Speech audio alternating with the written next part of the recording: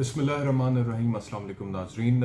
आज के वीलॉग में आपको 3 स्टोरीज़ के ऊपर अपडेट करेंगे। एक तो परवेज़ इलाही साहब के हवाले से है जो कि सदर पाकिस्तान तहरीक इंसाफ है। दूसरा पाकिस्तान तहरीक इंसाफ की एक बहुत अहम रहनुमा 9 मई के वाक़यात के हवाले से उनके ख़िलाफ़ FIRs का इंदराज था। उनकी ज़मानत खारिज हुई है लाहौर हाई कोर्ट से, उसकी डिटेल्स आपको बताऊंगा। और उसके बाद पाकिस्तान बार काउंसिल की तरफ से हड़ताल की कॉल दी गई है 9 सितंबर को, क्योंकि वोकला ये डिमांड कर रहे हैं कि इंतखाबात होने चाहिए। उसकी डिटेल्स आपसे डिस्कस करेंगे, लेकिन सबसे पहले परवेज़ इलाही साहब। परवेज़ इलाही साहब के हवाले से आपको पता है कि आज इस्लामाबाद हाई कोर्ट ने उनकी रिहाई का हुक्म दे दिया था। उसके बाद जब लाहौर हाई कोर्ट ने उनकी रिहाई का हुक्म दे दिया था, और लाहौर हाई कोर्ट का single bench comprised of justice Amjad रफ़ीक, उनका बड़ा वाज़िया तहरीरी हुक्म था जिसमें उन्होंने कहा था कि किसी भी कानून के तहत परवेज़ इलाही को दोबारा गिरफ्तार ना किया जाए। लेकिन उसके बावजूद जब वो रिहा हो के अपने घर के करीब थे तो वो दोबारा अरेस्ट हो गए और इस्लामाबाद पुलिस ने उनको अरेस्ट किया। और उसके बाद खबर ये आई कि उनको अटक जेल में अब रख दिया। उसके बाद की डेवलपमेंट यह है कि लाहौर हाई कोर्ट ने दोबारा इस मामले की जुरिस्डिक्शन अज्यूम की। अगले ही रोज़ जब परवेज़ इलाही की लीगल टीम वहाँ पर गई है तो IG पंजाब तलब हुए। मैंने आपको कल के व्लॉग में बताया था, IG पंजाब ने कहा जी हमें तो पता ही नहीं है। उसके बाद फिर लाहौर हाई कोर्ट ने सेशन जज जो है उसके अटक के उनको बेलिफ मुकर्रर किया और कहा कि परवेज़ इलाही साहब को बाजियाब कराया जाए, और अटक जेल के जो सुपरिटेंडेंट हैं उनको भी डायरेक्शन दी।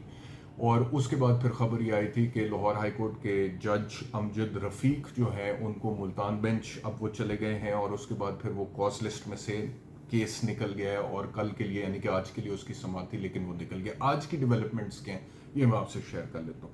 डेवलपमेंट्स दोनों तरफ हुई, इस्लामाबाद की तरफ भी और लाहौर की तरफ भी, परवेज़ इलाही साहब के मामले को लेकर। लाहौर में तो जो डेवलपमेंट है वो मैं आपको बताता हूँ, लेकिन उससे पहले इस्लामाबाद में ये डेवलपमेंट हुई कि इस्लामाबाद हाई कोर्ट में परवेज़ इलाही के वकीला ने उनकी डिटेंशन को चैलेंज किया तो इस्लामाबाद हाई कोर्ट ने उनकी रिहाई का हुक्म दे दिया।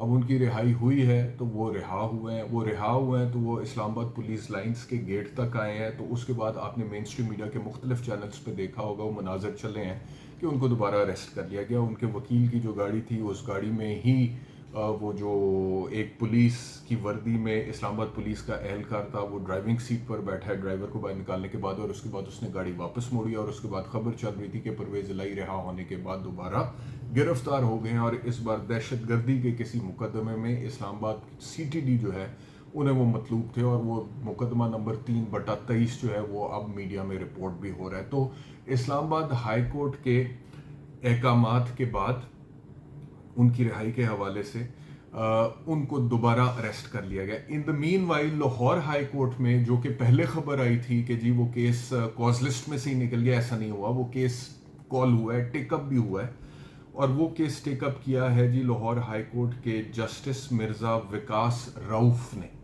और उसमें 2 शॉर्ट ऑर्डर्स हैं, वो मैं आपसे शेयर कर लेता हूँ। एक तो सुबह तकरीबन 10 बजे 9:55 का है, जिसमें उन्होंने कहा है कि सेशन जज अटक जो हैं वो मेरे सामने पेश हो चुके हैं, क्योंकि वो जाते हुए अमजद रफ़ीक साहब ने सेशन जज अटक को तलब किया था तो वो आज आए। और फिर मिर्ज़ा विकास रऊफ जो लाहौर हाई कोर्ट के जज हैं जो इस केस की सुनवाई कर रहे थे अमजद रफ़ीक की जगह, जस्टिस अमजद रफ़ीक की जगह, उनको ऑर्डर में पढ़ के आपको सुना रहा हूँ। और वो कहते हैं कि डिस्ट्रिक्ट एंड सेशन जज अटक जो हैं वो मेरे सामने मौजूद हैं, रिपोर्ट उनके पास है।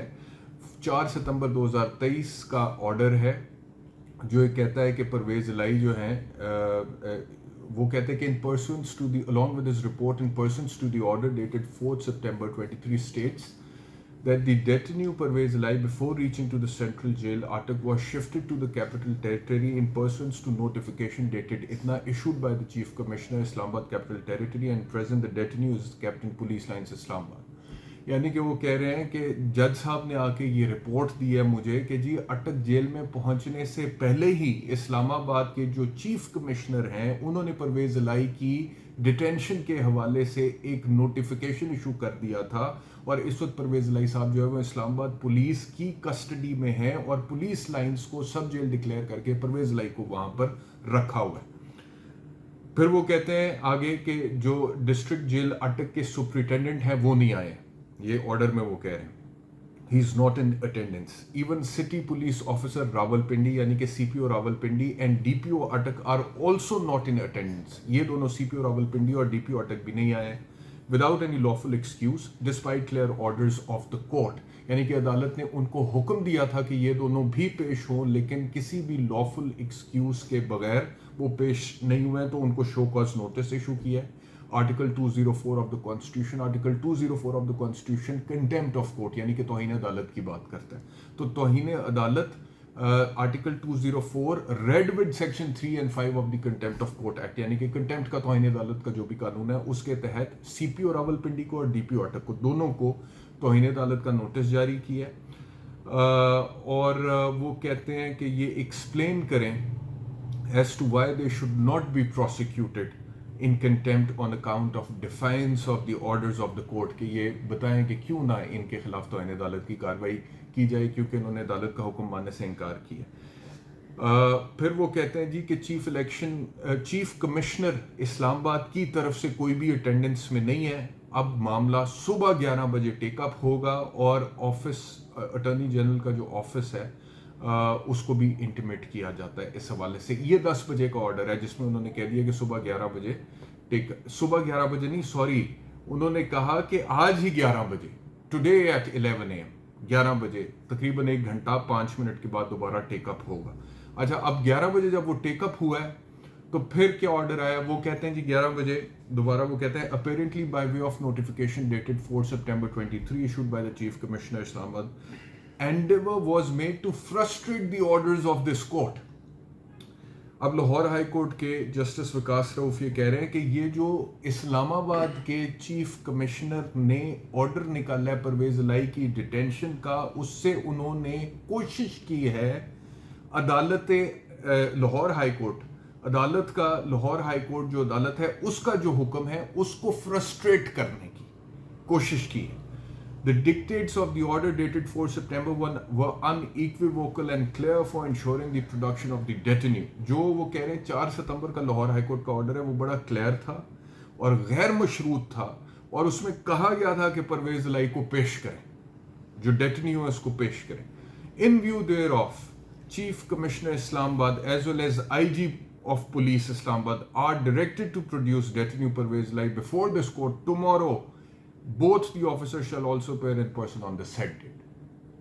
وہ کہتے ہیں کہ ان حقائق کی روشنی میں صبح چیف کمشنر جو اسلام آباد کے ہیں وہ اور آئی جی اسلام آباد دونوں پرویز الہی کو لے کر لاہور ہائی کورٹ پیش ہوں، اور دونوں افسران جو ہیں خود ذاتی طور پر بھی پیش ہوں. یہ لاہور ہائی کورٹ کا آج کا پرویز الہی صاحب کے حوالے سے آرڈر سامنے آ گیا. تو وہاں سے لاہور ہائی کورٹ سے رہائی کا آرڈر ہوا، اسلام آباد میں گئے، اسلام آباد ہائی کورٹ نے اسلام آباد پولیس پکڑ کے لے گئی، اسلام آباد ہائی کورٹ نے ان کی رہائی کا حکم دیا، تو اب ایک ایف آئی آر میں ان کو نامزد کیا گیا. ادھر سے اسلام آباد پولیس نے رہائی کا حکم دیا، ادھر سے اب لاہور ہائی کورٹ نے رہائی کا حکم دینے کے بعد ان کی بازیابی کا حکم دیا اور ذمہ داری لگائی ہے چیف کمشنر کی اسلام آباد کی اور آئی جی اسلام آباد کی، اور دونوں کو پیش کیا، اور سی پی او اور وہ جو ڈی پی او اٹک ہے، سی پی او پنڈی اور ڈی پی او دونوں کے خلاف توہین عدالت کی کارروائی کا آغاز بھی کیا ہے.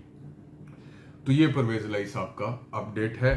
دوسرا اپڈیٹ یاسمین راشد صاحبہ کا ہے. پاکستان تحریک انصاف کی بڑی اہم رہنما، 9 مئی کے واقعات کے حوالے سے ان کے خلاف ایف آئی آرز کا اندراج. لاہور ہائی کورٹ میں ان کی ضمانت پر بحث ہوئی ہے، اور جسٹس عالیہ نیلم سینئر جج تھیں، ڈویژنل بینچ تھا، وہ اس کی سماعت کر رہا تھا، اور جسٹس عالیہ نیلم کی سربراہی میں اس بینچ نے ڈاکٹر یاسمین راشد کی درخواست ضمانت مسترد کر دی ہے. یعنی کہ ڈاکٹر یاسمین راشد کی جو مشکلات ہیں ابھی وہ کم نہیں ہوئی ہیں، اور ان کی درخواست ضمانت لاہور ہائی کورٹ سے بھی مسترد ہو گئی ہے. یہ ایک ڈیولپمنٹ ہے آج کی. تیسری ڈیولپمنٹ پاکستان بار کاؤنسل. ویسے تو وکلا میں بہت زیادہ تقسیم مجھے نظر آ رہی ہے. وکلا کے دھڑے بندی جو ہے سیاسی بنیادوں پہ وہ اتنی سٹرونگ ہے کہ اس وقت وکلا کسی ایک کاز کو لے کر ایک جگہ پر اکٹھے ہوتے ہوئے مجھے فی الحال نظر نہیں آ رہے ہیں. جو میری آبزرویشن ہے، جو میں نے وکلا تنظیمیں دیکھی ہیں اور ان کی جو حالت دیکھی ہے اور جو سچویشن ہے، لیکن اس کے باوجود پاکستان بار کاؤنسل جس میں حکومتی دھڑا جو پچھلی حکومت تھی پی ڈی ایم کی، وہ اس کے اوپر بہت زیادہ پرومیننٹ ہے. پاکستان بار کاؤنسل کے اندر اعظم نذیر تارڑ اور احسن بون صاحب جو ہیں، ان دونوں کا کافی اثر و رسوخ ہے. وہ پاکستان بار کاؤنسل کے جو عہدے داران ہیں ان کے اوپر ان کا اثر ہے، کیونکہ ان کے گروپس ہیں.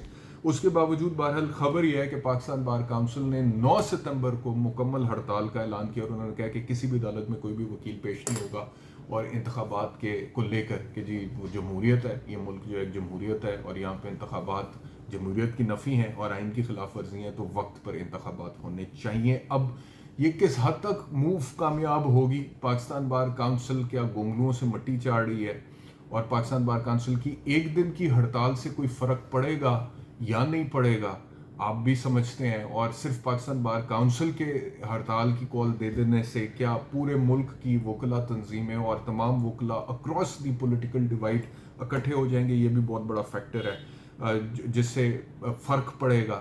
تو بہرحال ایک پہلا جو خبر ہے یا پہلی جو ڈیولپمنٹ ہے وکلا کے حوالے سے، وہ یہاں سے آئی ہے انتخابات کے حوالے سے، میں نے کہا وہ بھی آپ سے شیئر کر لیں۔ بہت شکریہ یہ ویلاگ دیکھنے کے لیے، اپنا خیال رکھیں، چینل کو سبسکرائب کر لیں، مہربانی فرمائیں تو اپنا خیال رکھیں، اللہ حافظ۔